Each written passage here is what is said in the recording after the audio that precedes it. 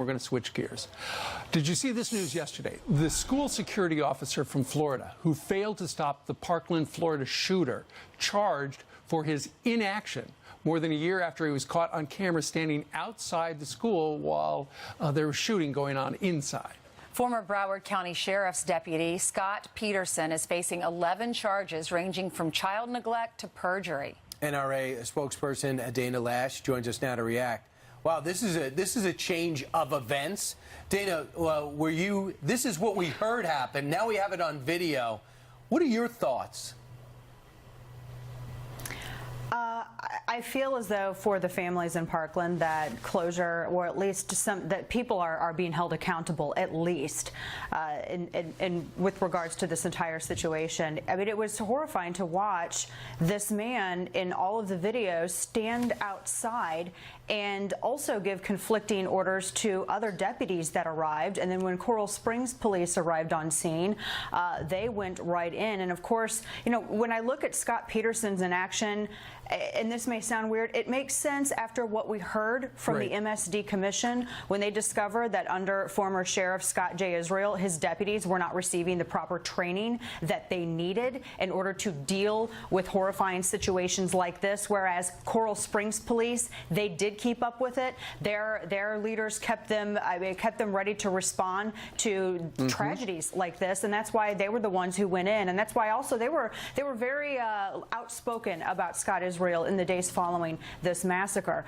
The perjury charge, obviously, I think is going to stick, but as for the other charges, I mean, we don't exactly know how the prosecution is going to lay this out.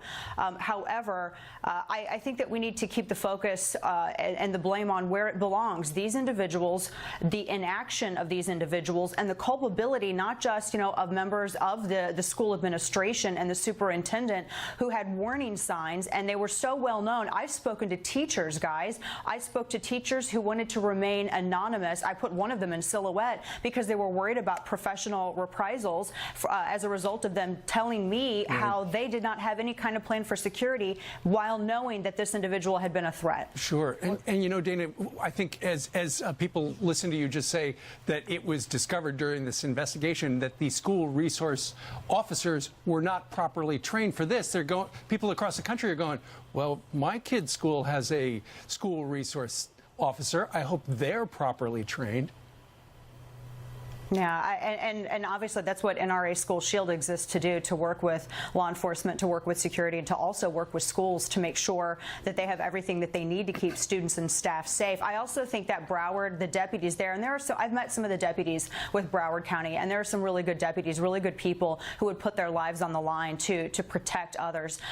It was a different instance with Scott Israel and some of the individuals friendlier to him, and as we can see in the response to this, because this wasn't the only failure of Scott Israel and some of the other administration there with Broward County.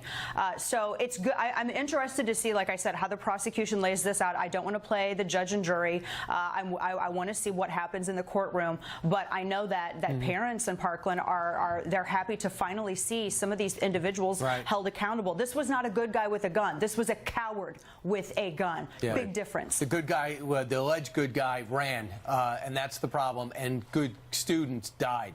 Dana Lash, thanks.